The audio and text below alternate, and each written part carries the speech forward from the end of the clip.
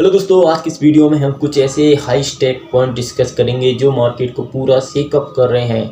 Gold price में ज़बरदस्त गिरावट हुई है और इसके पीछे काम कर रहे हैं कुछ शॉकिंग फैक्टर। क्या ये डोनाल्ड ट्रंप की कमबैक से रिलेटेड है?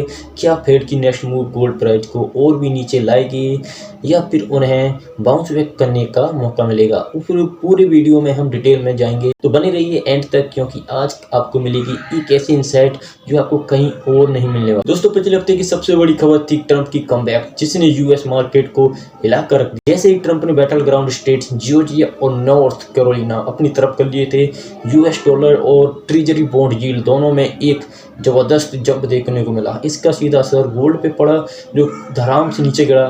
दोस्तों, वही गोल्ड जो है डॉलर में $27 के क्रूशियल लेवल पर ब्रेक कर दिया है और एक दिन में ही 3% की डिक्लाइन देखने को मिली, जो इस साल की सबसे बड़ी वन डे लॉस। दोस्तों, गुरुवार की सुबह चाइना से कुछ इम्पोर्टेंट ट्रेड डेटा आया है।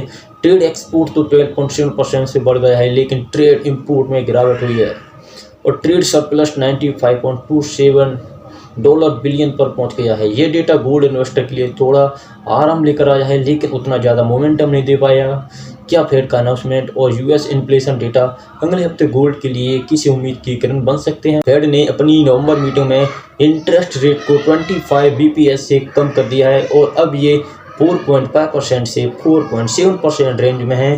फेड चेयर जेरोम पोवेल ने कहा है कि इलेक्शन के रिजल्ट का शॉर्ट टर्म में मॉनेटरी पॉलिसी पर कोई इम्पैक्ट नहीं होगा, पर क्या दिसंबर में एक और रेट कट आ सकता है? मार्केट को अब फेड स्पीक का इंतजार है, जो अगले हफ्ते कुछ बड़ी हिट्स को दे सकते हैं। टेक्निकल फ्रंट पर देखा जाए तो गोल्ड ने पिछले महीने से एक असेंडिंग रिग्रेशन चैनल में ट्रेड किया है, लेकिन अब लोअर लिमिट को ब्रेक करते हुए $27 से नीचे आ गया है। डेली चार्ट पर देखा जाए तो RSI 50 के लेवल पर आके फिर से हेसिटेट कर रहा है, जो इस बात को सिग्नल है कि बायर्स में कॉन्फिडेंस कम हो रहा है। अब सपोर्ट लेवल पर फोकस करें तो $2680 से $2675 का जोन गोल्ड के लिए नेक्स्ट क्रूशियल लेवल हो सकता है। फिबोनाची 23.6% रिट्रेसमेंट और 15 डे SMA के साथ यह एक स्ट्रॉन्ग सपोर्ट बन सकता है।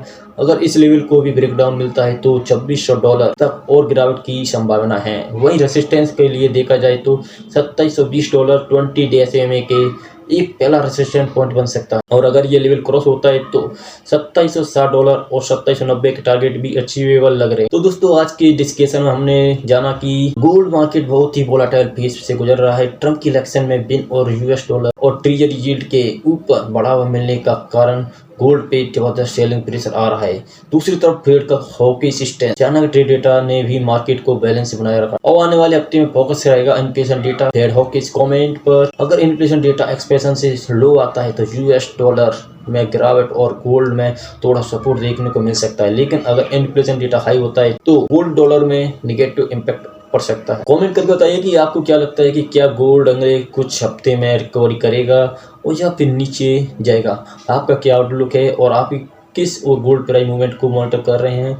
दोस्तों, ये था हमारा आज का एक्सक्लूसिव गोल्ड मार्केट एनालिसिस। अगर आपको यह वीडियो पसंद आया है तो लाइक को सब्सक्राइब करना मत भूलिए और बेल आइकन दबाएं ताकि आपको फ्यूचर अपडेट तुरंत मिल जाए। हम मिलेंगे आपको अगले किसी एक और वीडियो में। तब तक के लिए कीप इन्वेस्टिंग।